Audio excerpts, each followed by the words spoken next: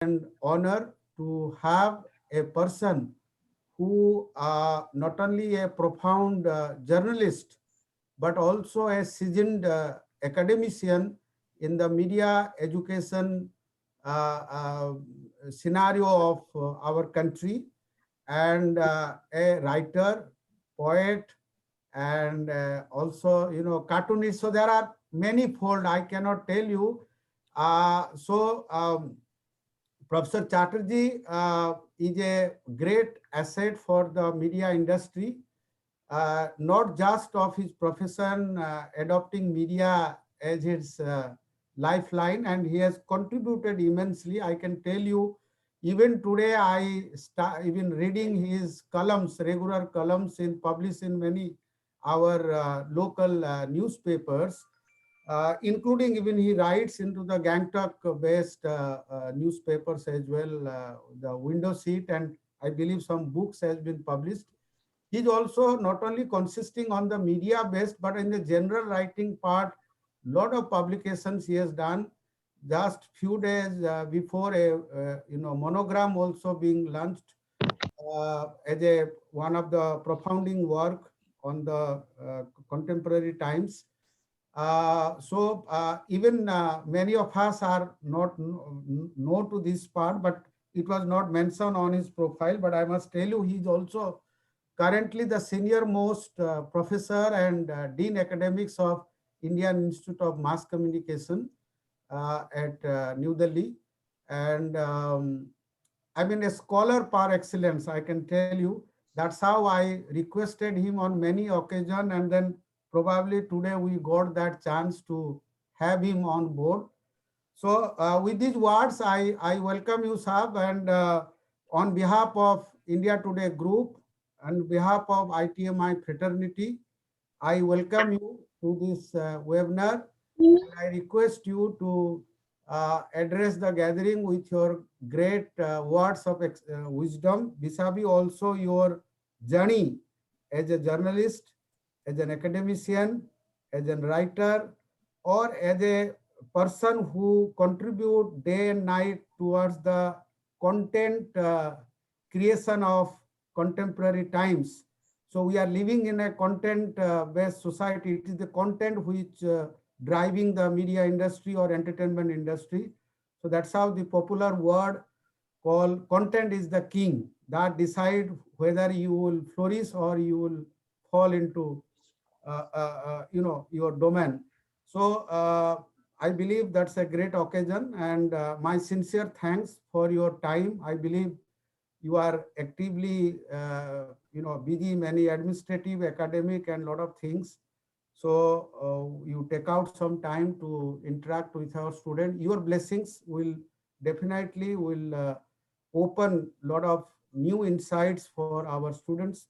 With these words, so I request you kindly initiate the proceedings. Thank you. Thank you. Thank you, Dr. Patti. I'm thankful to you and your institution for having given me this opportunity to speak on a subject that's very close to my heart. And call it coincidence, call it providence. It happened on a day when all this started, 29th Jan 1780. It all started in India. James Augustus Hickey started this 1780, and then the first language newspaper was published in 1818, and then the entire thing started.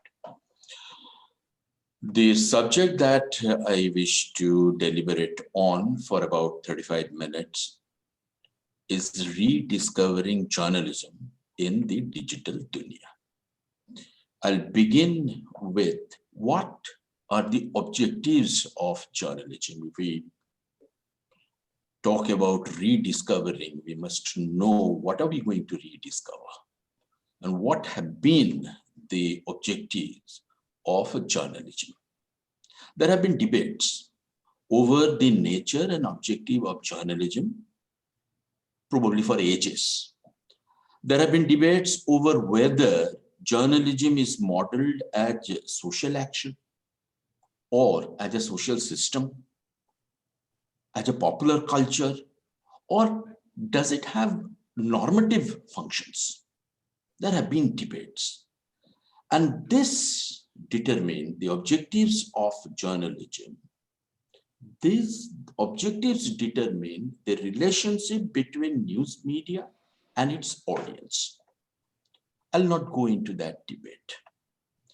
I'll take all those, whatever I have spoken to you now, as objectives of journalism, especially today.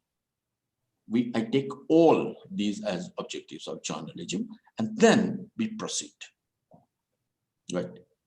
And let me now deliberate for about 5-7 minutes on medium and message. When we are talking about digital Duniya, we are specifically looking at digital technology, media, which operates, disseminates content, somebody accesses content through digital technology.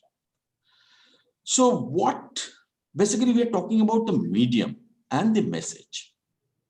Right? Now, Canadian communication theorist Marcel McLuhan, this gentleman coined a phrase which has been very popular. Medium is the message. He introduced this phrase in his book called Understanding Media, The Extensions of Man. It was published in 1964. For McLuhan, it was the medium itself. I mean, he put more emphasis on the medium. He says that the medium itself that shaped and controlled what he called the scale and form of human association and action. The scale and form of human association and action. That precisely means he puts a lot of emphasis on the medium. I'm not going to go that far. We have moved on from there. It's a fact that medium impacts the way message is delivered. And this in long term, impact the nature of message to some extent. And technology, we have seen, has a great role here. So for example, when telegraph was introduced, it changed the way news used to be written, and that became a kind of a template which for centuries journalists followed, and in academia we taught our students this inverted pyramid style of news writing. Right? Telegraph has an impact. You all know why telegraph had an impact at that time. Because initially, telegraph got disconnected, disrupted quite too often, and therefore it was thought that if we can put the most important part of a news item in the beginning, probably that will land, and then other things can follow. And that triggered this way of writing, which for centuries we adopted and adapted. Similarly, when radio was invented and used, right? Initially, radio was used for military purpose, all of us know that. But when it was used for civilian purpose and for entertainment, it impacted the use of words. Television impacted the use of words, phrases, the way we use our slangs, the way we use our words, it impacted. Consider OTT. Slangs, the way in OTT web series it is used, in probably another 10-15 years, this will be quite commonplace, probably. We are not very sure, but it has impacted our saliency towards the use of expletives. Right? We are not shocked if somebody uses that mother word or that sister word, right? Because it's there. Now, it has even changed the meaning of some expressions. So, and it's not only the language that has been impacted by media. Presentation format has been impacted. Look, the difference of filming from large screen films to OTT series, specially made for OTT. All right. Look at the way the filming style has changed. Even content has been impacted. Now let's ponder over this question. What is so special about digital technology? Why are we talking about digital Duniya and what's so special about that? I can look at three distinct things which digital media has made easy from media point of view. First point, content creation has been made very easy. Anybody can create content. Second, aggregation of content has been easy. You can, through digital technology, you can aggregate a lot of data and put them together. So that has become very easy. Third, mass up has become very easy.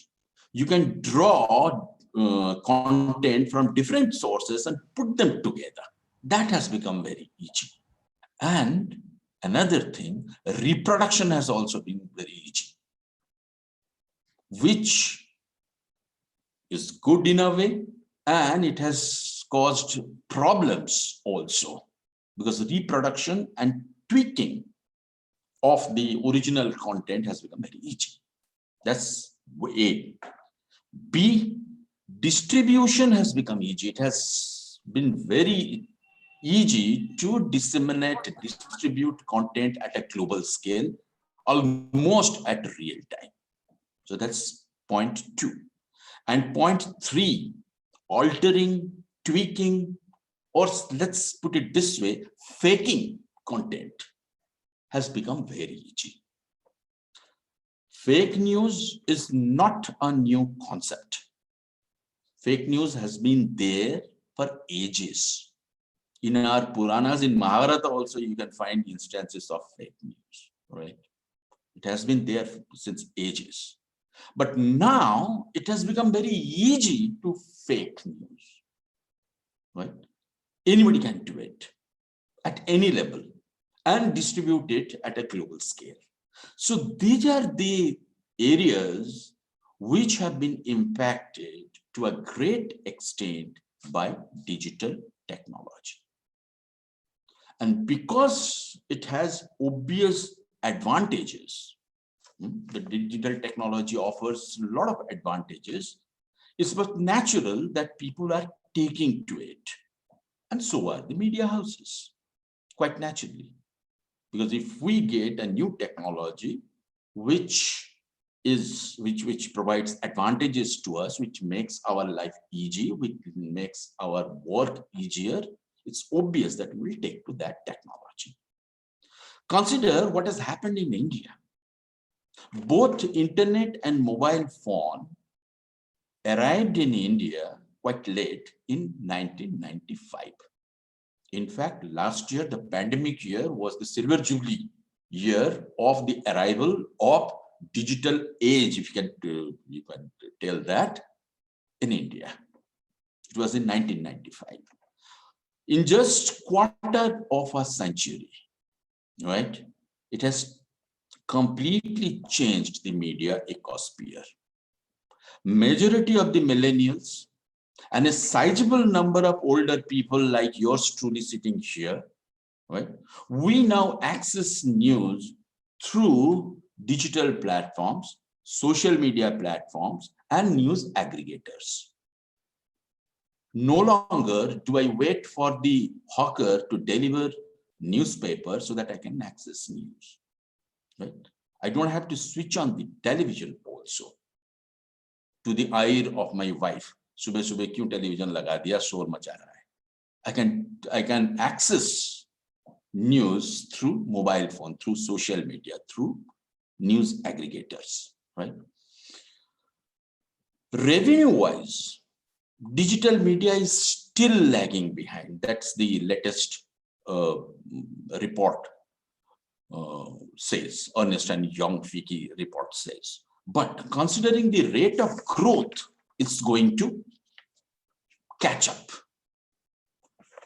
I'm not going into the business side of it.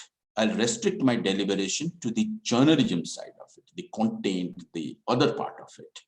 How has journalism been impacted? How has journalism changed? As digital media gradually occupies the center stage, there is a growing concern that journalism on internet is failing to uphold the basic values of journalism, and we are increasingly at risk due to the lack of quality information. That is the concern. Right, wrong, we'll come later to that. But this is a genuine concern. The concern is, through social media, through the news aggregators, am I getting quality news? Right? Like the printing press, telegraph, television, and all other forms of media that came before it, internet has not only changed the methods and purpose of journalism, but also people's perception of news media. Right? Professors, I'll quote two professors here, Bardol and Deus. They note that shifting balance of power between journalism and its audience, and the rise of a more self-conscious and better educated audience who can also produce content, right? And who also consume the content, has indelibly altered the landscape of journalism. This is Stanford research finding. The two largest changes in modern journalism strike at the heart of traditional notions surrounding journalists and news companies.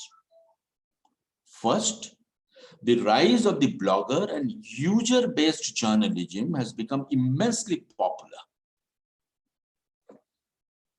I generate content, my friends consume, and I enjoy greater credibility than news media. And this is a concern for journalism as a profession and news media organizations as a business. A change that has drastically altered the definition of a journalist. If I can, through digital technology, get data, compile them, and put them at news, and people accept them for perceived greater credibility than the traditional role of a journalist, whose basic work is to go find out the news, collect information in form of a news, and present to me.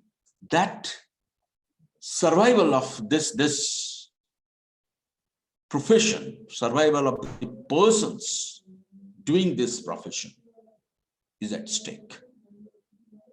That is number one concern. That is the change. That is what is striking at the root of modern journalism. The second is the linked nature of the internet has given rise to content aggregators like, say, Google News or Huffington Post, that no longer rely on individual journalists to provide news, but instead they depend on their ability to gather and collect information into a single location where users can access it. Together, these two factors, they're altering society's traditional ideas regarding journalists, news, and journalism. Now, let me come to this point, the sunny side, what I call the sunny side of digital technology, what it has given to us.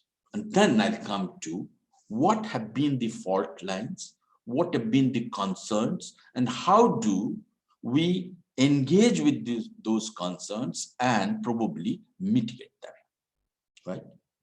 So now let's see what what are the sunny sides of digital dunya. I like to quote from an article written by Sanjay Pugalia, a well-known name in digital news and news world.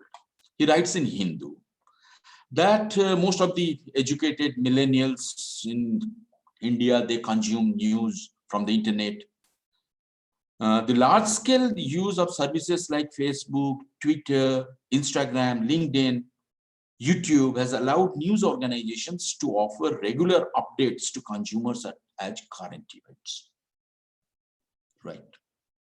In fact, advancement made in chatbot have also made it possible to deliver curated news, stock market updates, and other relevant information tailored specifically for the individual consumer on WhatsApp or Messenger or whichever social media platform somebody uses. Artificial intelligence, AI, it has played a key role in highlighting the emerging potential of technology in automating news delivery on digital media. Right? Xinhua, the other day, they demonstrated that there was a robot which gave us news. The way in the first look of it, nobody can even know that robot, not a real human being giving us news. So aggregation done by machine, presentation also done by machine. It has its good element, it has its bad element. Let's first concentrate on the good thing. It is possible, it is being done. The use of news bots, stock bots to provide users with alerts and updates on the economy and the relevant corporate and market news has helped the users, as well as in the rise of subscriptions as a revenue model. It has a business connect as well. Okay. So we are getting revenue, we are getting fast news, we are getting news in an aggregated form, in a distilled, usable format. What more can we expect? Sunny side. The emergence of live video platforms, such as, say, Facebook, Periscope, Instagram, and the like, have also proved to be a boon for news reporting. So gone are the days when somebody has to carry those bulky recording material, television, this, that, to record. Now journalists go just with a mobile phone, and nobody knows what the next generation technology will bring in. Innovative graphical representation using immersive technology has provided a near realistic insight into or experience of a situation. Tsunami comes, and on television, somebody looks at the program and feels, how does it feel like being there on the shore of Rameswaram when tsunami struck Chennai. That immersive technology, right? All these are possible now. It's being done now, right? And it's just a matter of time when all these will be in India as well, right? The transfer of technology is taking less and less time to reach a global scale. That's happening. Several forms of new information delivery formats, new formats are emerging, like podcasts, map mashups, VR modules, and the like. They completely redefine the experience of the end user. It's like I be there, I am there, right? Providing a more interactive experience. If there is a riot, probably the technology will present me the scenes of riot in such a way that, oh my God, I'll feel that probably I am in that area. Probably ये police की लाठी मेरे ऊपर आने वाला है. Probably ये मेरे पे हमला होने वाला है. That kind of experience is possible through immersive technology, thanks to digital technology. Cloud-based voice services, such as say Amazon, Alexa, or Siri, they're able to read out news to the consumer, running entirely on voice commands. It's good for visually impaired persons. It's good also for lazy persons like me. बिस्तर से उठना भी नहीं पड़ेगा, बोल दो Alexa आज का न्यूज़ क्या है वो बता रही है, एलेक्सा स्पोर्ट्स न्यूज़ दो वो बता रहेगा, right? So all these are possible, and all these are opening further opportunities to explore different facets of journalism, to explore further into the practical aspects of journalism and also business. Right? Sunny side, all well, but there are some gloomy side, some concerns about which I must tell to the present day students. Because it happens when new technology comes and it has some obvious advantages, we are tempted to get carried away. And we are tempted to overlook the flip side of that technology. We are tempted to do that. We are human beings after all. Another thing digital technology has done, which also is very important, it has made data very valuable. ये जो data privacy की बात हम कर रहे हैं आजकल, thanks to digital technology, data has become very, very valuable. If you have big data, then you can plan that way, strategize your business, strategize your content. You can do a lot of things if you have big data. And because thanks to digital technology, data has become valuable, it has led to renewed focus on collecting, processing, and using information to curate targeted content specific to each consumer. That in earlier analog technology, I'm not saying it was not impossible. It was possible, but it used to take a lot of labor and time, right? Now it can be done like this in a flash. So data has been made very valuable. These are the sunny side of digital technology. Now, let me take you to the gloomy side of digital technology and digital media, right? Journalism acted as a fourth pillar of democracy, right? Remember Edmund Burke? He said, look here, that's the fourth pillar. Showing the press gallery, that's the fourth pillar. Judiciary, legislature, administration, three pillars, that's the fourth pillar. Right? So the traditional notion of journalism has been this fourth pillar. They hold public officials accountable and they inform citizens of prominent issues. And they also explain the issues. They also lay bare the pros and cons of all issues. That has traditionally been the work of journalism, right?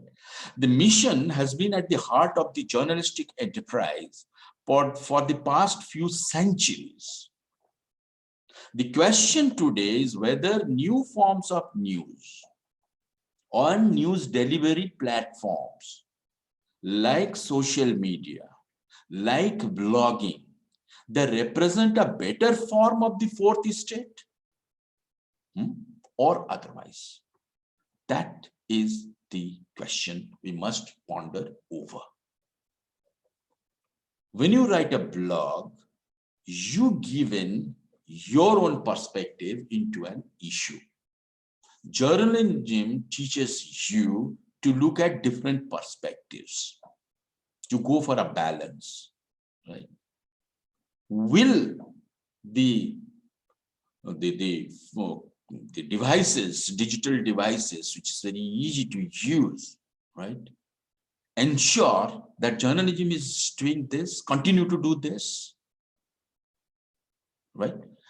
And if journalism continues to do this, will people accept this as good journalism, or people accept the personal perspective of a person as good journalism because it aligns to his own ideological perspective? That is the question. In our haste, another problem of digital journalism in digital age is haste. Because I can share it right now, I can disseminate the news right now, because I can send some video right now at a global scale, we are tempted to do that. And there are news agencies, news houses, media houses who have a stake in doing that. Sabse pehle hum. We are bringing the news to you first. So ye first hone ke horde mein, are we making unnecessary haste? Are we forgetting to check the veracity, check the credibility, check the veracity? Let's put it that way. In our haste to share news, we probably do not reflect much, do not think much, do not ponder over the issue much. Time kahan hai, jaldi jaldi hame dena hai. We do not reflect on the credibility, authenticity, and above all, its ramifications. Fake news, as I told you, was there in earlier times as well, but it has become easier to produce fake news because people also want things fast. And whatever they get first, right? And if it is a bad thing, then they tend to believe that more. There are a lot of research studies on that from psychological, anthropological, even scientific angles, that we are genetically tuned to believe in bad things.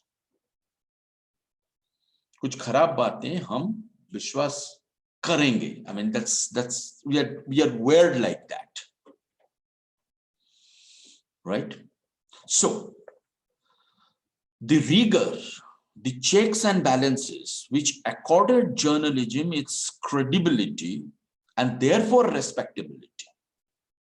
Journalists used to be respectable or given a respectable position in society, in the hierarchy, because they were giving credible news, because they were on the side of people, right? Are we compromising on that credibility thing in our haste to disseminate news, in our haste to be the first? The result, when you live in a world where fake news abounds, the result ultimately is we believe less.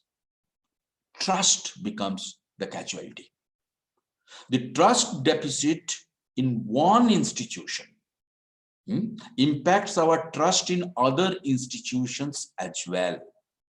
There lies the concern.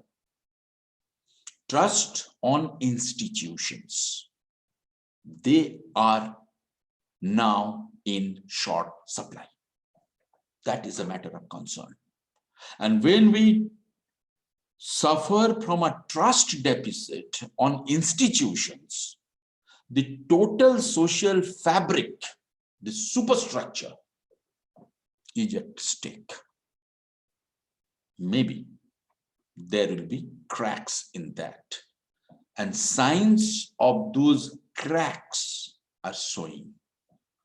That is a matter of grave concern in any country, more so in a democratic country, more so in a pluralistic country like India, where we speak multiple languages, we have multiple cultures, we have so many things that about which we probably do not know about each other. Now, that precisely is the problem with the digital dunya, with the digital media and the digital dunya. I told you about 4 legs. If one leg of a chair wobbles, right? Other 3, even if they are sturdy, one leg wobbles, the entire chair is susceptible to breakdown. That is the problem. Now let's see quickly how the digital technology has impacted news media business. Digital technology has disrupted the traditional business model of legacy media. Revenue of print and television has declined, and the declining trend is also there. This decline does not, however, mark the end of news and journalism. The Economist, in one of its articles, writes, as large branches of the industry wither, news shoots are rising. The result is a business that's smaller and less profitable, but also more efficient and innovative. I have no doubt that digital dunya will get good revenue. I have no doubt. It's a matter of time only, but it will fetch revenue. Revenue is no issue, right? To end, with time, I'm sure people will pay for quality, credible news online. As readership increases, advertisement revenue will also follow. Problem is not earning money to survive. Major problem relate to ethics. Survival is no issue. Probably we will earn more money than ever before. Ethics is the concern. Will news media save its moral universe? Can it win back its almost lost credibility?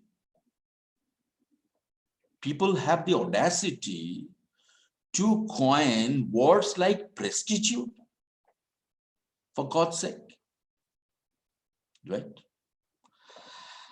Altruism, doing good to the society, has always been the hallmark of Indian media for a long time. For a long time. Will it be able to embrace that again? These are the big questions. Some of these questions are technology agnostic. Technology has nothing to do with that.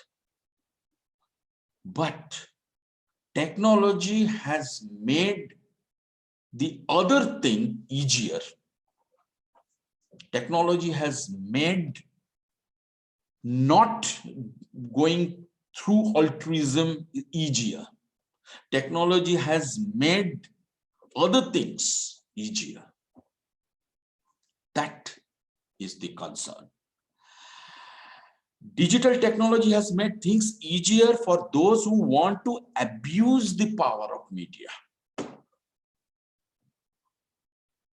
It has made easier for people to abuse. A small team of people can do tremendous harm through the use of social media.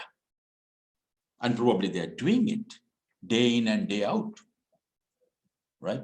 All political parties, they have a social media wing, and a section of that is entrusted with the job to malign the other party or person or whatever. And it's very easy to do. It's not that this is the very novel thing. This is being done for the first time. No. But this has become easier. And therefore, now the question of ethics assume greater importance. है ना? जब घूस लेना बड़ा आसान हो जाए, तभी क्वेश्चन ऑफ एथिक्स मैं लूं या ना लूं, मैं सत्य के रास्ते में रहूं या उधर जाऊं, that assume greater importance because it's easier to do that. Now, and great digital technology is a great power. But with great power, all great powers should be accompanied by great responsibility. Otherwise, we'll find Trump. Otherwise, there is a great risk. We will continue to live with that risk. That is the curse of every great power, including digital technology. To end 3 sentences, what is the way out? The way out is to look at the soul of journalism. The way out is to look at the core of journalism. 3 concepts comprise, I call it a trinity. 3 concepts comprise the core of journalism. 1 is satya, truth. 2nd, nyaya, justice. And 3rd, dharma, not in the religious sense, righteousness. So truth, justice, righteousness, they are the soul of journalism. This is the core, and this has been formed over years of rigor and sacrifice. Journalism in any platform, any form, must stick to it. Otherwise, it will cease to be journalism. Thank you very much. Sir, but don't you think, sir, but don't you think that there are departments? 1 second. Abhishek, Yeah. I'm really sorry to interrupt. If there are any questions, please put it in the chat box so I can deliver it to sir.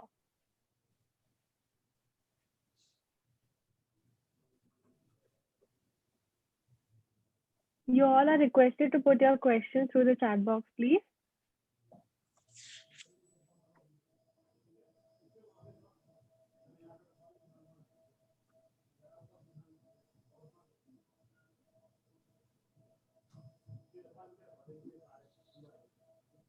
Meanwhile, Dr. Pati can also make some comment.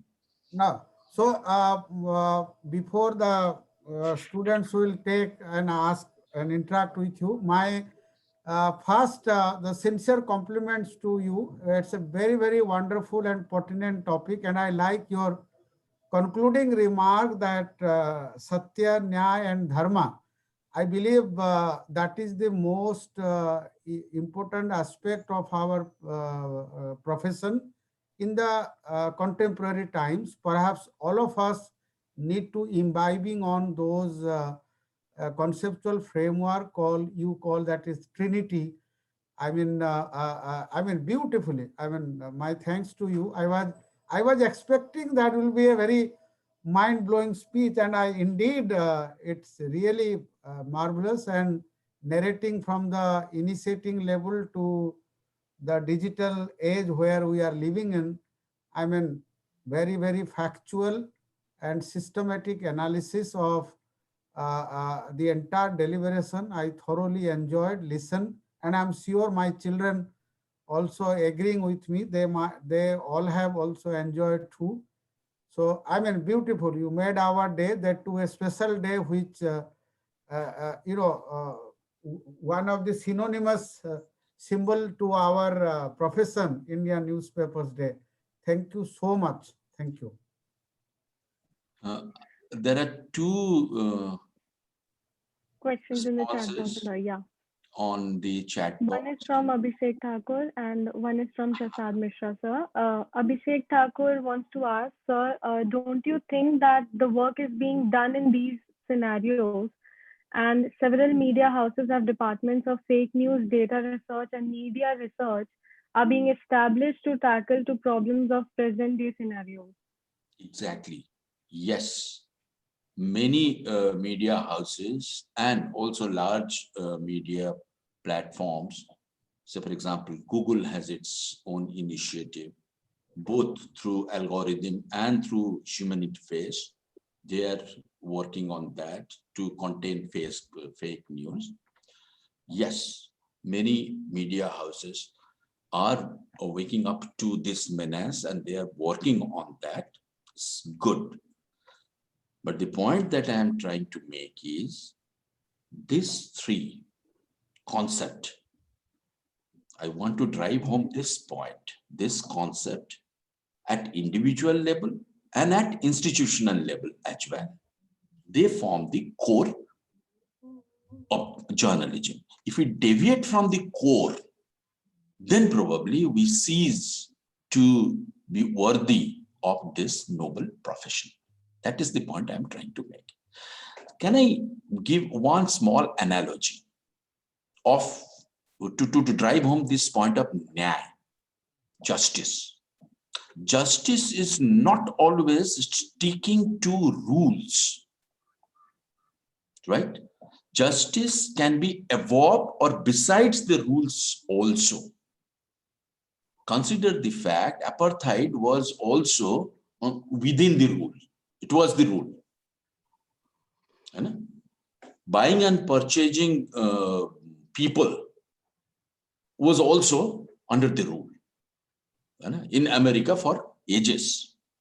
Consider the recent verdict of a lady judge regarding what constitutes sexual offense against a kid, right? She's talking about skin to skin contact. It's ridiculous, right? It may be within rules. There's a judge, her judgment, it comes within rules, but it's just nyaya. You get my point? So as a journalist, rules, theek hai, but over and above the rules is nyaya, justice. That sense of outrage, this may be within rules, but this is not nyaya. And therefore comes the role of the journalist. Get my point? That is the point I'm trying to make. Yes, please, Sakshi. Yeah, sir. Second question is from Prasad Mishra. How digital media and internet transforming education in coronavirus? During this corona period. Yes, right? sir. By default, we have to do that when students cannot come to colleges, schools, and the only choice is between either use online education or sit at home. So if the choice is this, then what do you do? Right? Online education has its own problem. In India, look at the penetration rate. Look at the quality of internet. It's the worst in this part of the country. Forget about South Korea. In this part of the country, even Nepal has better quality internet than India, right? Look at the connectivity issue. There are, in Odisha, there are 10,000 villages where there is no internet connectivity, right? How do the children access internet? And there is another issue of having smartphone. Right? So there are issues. But as I said, if the choice is between either you go online or you do not get it at all, what do you do? So yes, and online education has its own advantages also. Right? So looking at the advantages and looking at the no choice situation, yes, online. Yeah. Thank you so much, sir. The third question is from Rishi Singh. that people can now choose to get the information they want from multiple sources. We are witnessing the emergence of new tools while there is also widespread fear about the damaging the trend of quality journalism and professional survival of journalists, as now everyone is citizen journalists in the era of digital media. That is exactly the point that I was trying to make, right? The only way out of this is to drive home the importance of credible information based on these three tenets. Credible and based on these three tenets, right? The only way for survival of good journalism, for survival of journalists who want to be journalists, right, is this. We have to go in that path only. There is no other way. Thank you so much, sir. The fourth question is from Ria Modi. That, sir, you were talking about big data being a benefit, but these big data aren't available with a large number of firms. So can it bring out a digital divide? Look here. I think I have touched on this aspect during my deliberation also. The technology transfer used to take ages in earlier times, right? After the invention of telephone, it probably took 100 years to reach that telephone in my house, right? We got a fixed line telephone only in 1980s. Telephone was invented sometime in 1880s. Get my point? So now technology transfer is happening at a very fast rate. So the digital divide, what's her name? Ria is talking about is true to some extent now. Now, 5 years down the line, probably this digital divide will cease to exist because everybody will have access to that technology. Right? Yep. Next question is from Hina, sir. Hina Sharma. How will the messaging of the way out solution you gave will happen? This will depend on you precisely, the students of journalism. Our days are almost, I prefer to call myself young, but the fact of the matter is I'm no longer a young man. You get my point? So our days are numbered, right? The next generation, what do you call it? Generation Y or Z, whatever. Z, na? So generation Z, generation Alpha, whatever. This generation, the fact that I chose this subject to deliberate on is because I'm speaking to groups of students who are tech savvy and who are rearing to be into journalism so that they can do something concrete for the society. Get my point? So therefore, I get you, if you know that this is how I need to move, then you move. In our case, hardly ever, I am 60. When I joined journalism, I didn't have journalism degree. Nobody told me what is journalism. I was an English teacher, English lecturer. I thought teaching English to graduate students is so boring. Let me do something exciting. So I joined journalism. I didn't know anything about journalism. So I learned by doing things, by praxis, right? But nobody told me this. I learned all this while doing and by reading and reflecting. You are at an advantage because somebody is there talking to you. Look here, these are the pitfalls. Look here, this is the roadmap. You get my point? So you are at an advantage. Therefore, you will carry forward. And I have great faith on young generation. Thank you so much, sir, for trusting us. Because I am one at heart. Yeah, thank you so much, sir. That is really kind of you for trusting us. So next question is from Gyanisha Malik. She's asking that digital media has brought more biasness among both the news producers and the news receivers as well. The sides are explicitly drawn. Either you are for it or you are against it. How do you strike that balance? Isn't that something which is hard to find these days?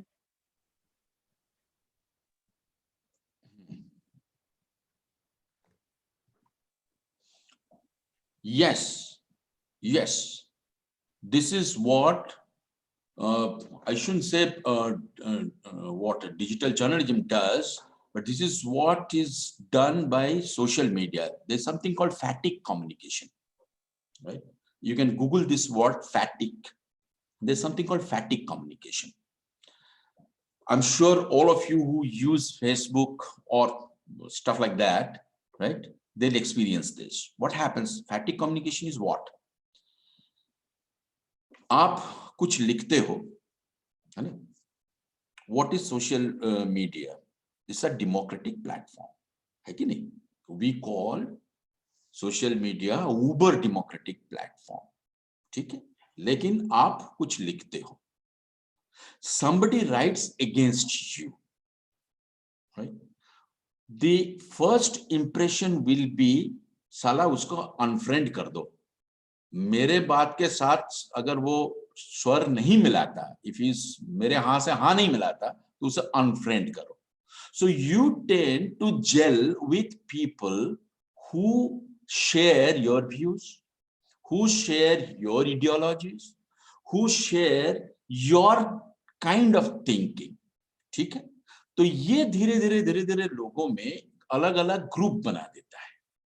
This is called fatigue communication. You tend to communicate within the group, right? With whom you share some what? Similarities, ideological similarities, thinking. The same thought perceptions. Same, yes, same thoughts, right? तो ये problem हो जाता है ये social media में.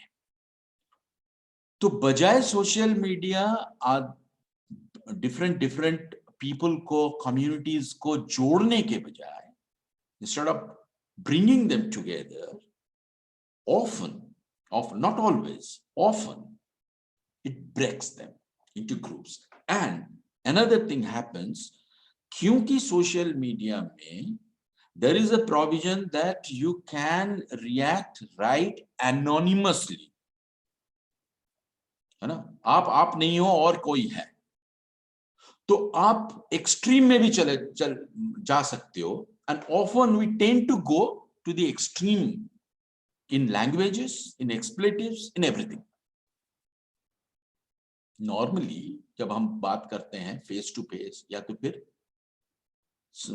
एक group में, तो वो हम नहीं करते हैं ज्यादातर, है ना? एटलीस्ट एक अंडरस्टैंडिंग की, एक व्यू पॉइंट को समझने की एक कोशिश रहती है. But on social media, because you are anonymous, right, you kind of go into hyperbole. You kind of go off tangent, right? So therefore, there is a problem there. It will happen. I'm not saying that, but there is a possibility of this doing damage to us. I'm only making you aware of the situations that can happen.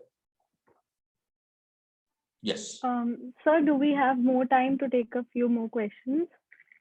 I think yes, 4:15 तक Can we? जा ही सकते हैं. Okay, sure. So Abhishek had one more question, sir.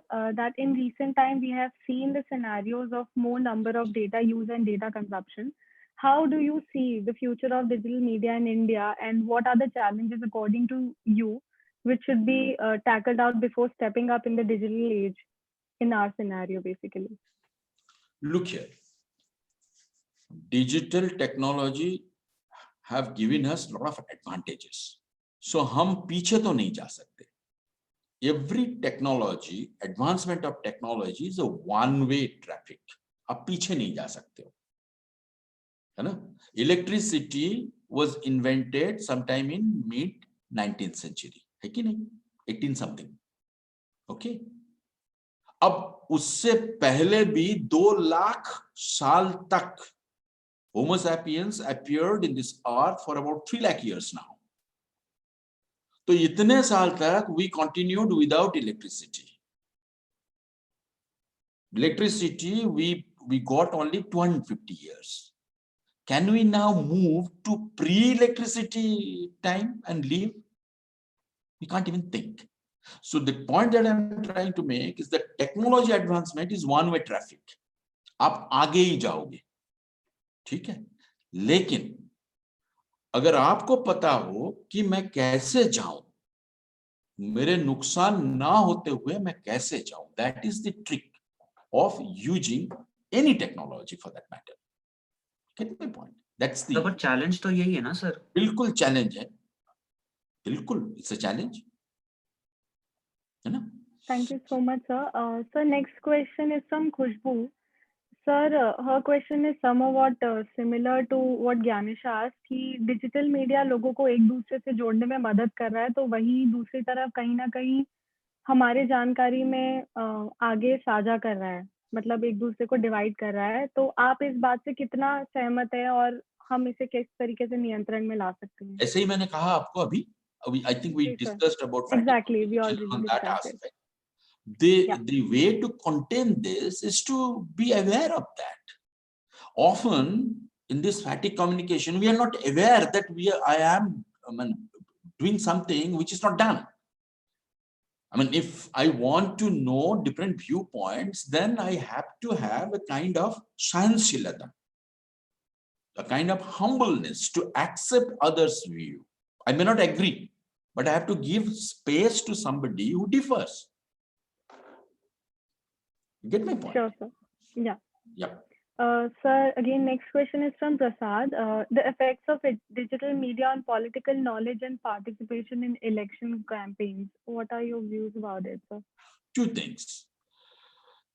Digital media होता है तो आप एक awareness campaign करते हो कि आपने वोट दो, आप वोट दो, जो वोट नहीं देगा तो वो बहुत ही बुरा आदमी है. I mean, whatever way you can pitch it, you know better than us to how do you pitch it, right?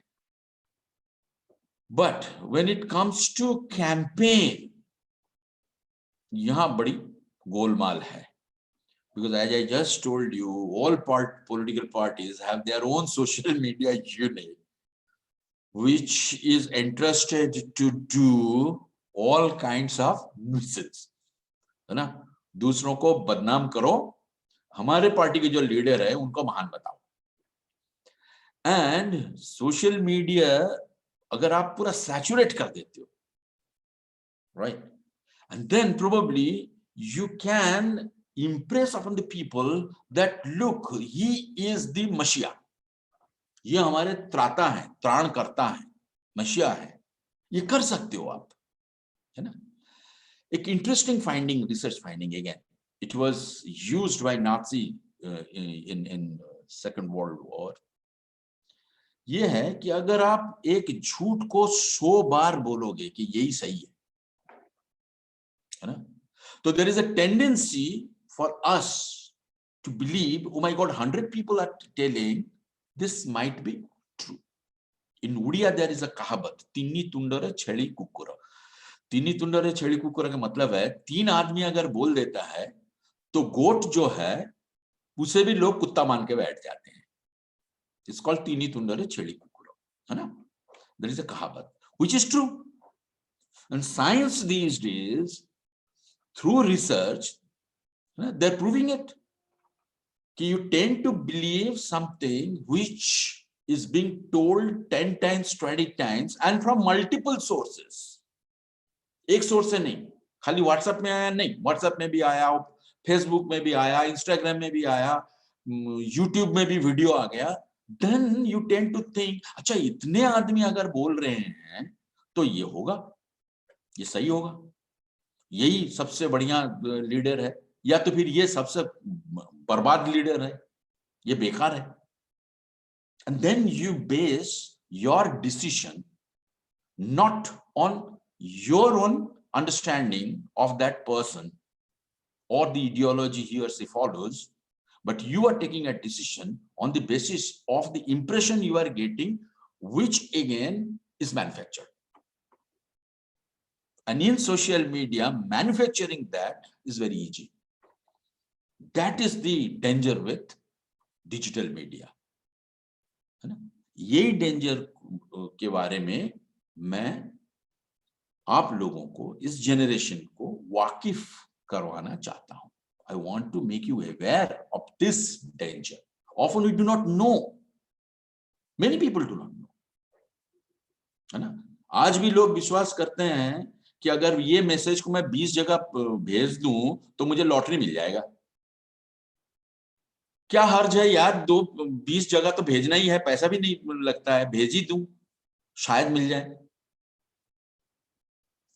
करते हैं लोग. Now, yeah. Yeah, sir, so there are no more questions. I just wanted to talk to you about something that I felt kind of nostalgic while I read about your IIMC Dhenkanal connection, because I've lived in Dhenkanal for 2 years when my father was posted there, and I've seen IIMC campus in Dhenkanal and the Science City nearby as well. Yeah. So and the signal tower and everything. So that's when I finally decided that I want to go into journalism and I want to meet personalities who have come out of these colleges. So thank you so much for connecting, sir. And Sure, now I would IMC Dhenkanal's loss is ITMI's gain. thank you so much, sir. Dr. Now Pati, I our am, loss, your gain. no, it is, no, it is indeed a gain for all of us, because media industry gained it to get quality input to the domain. Yes.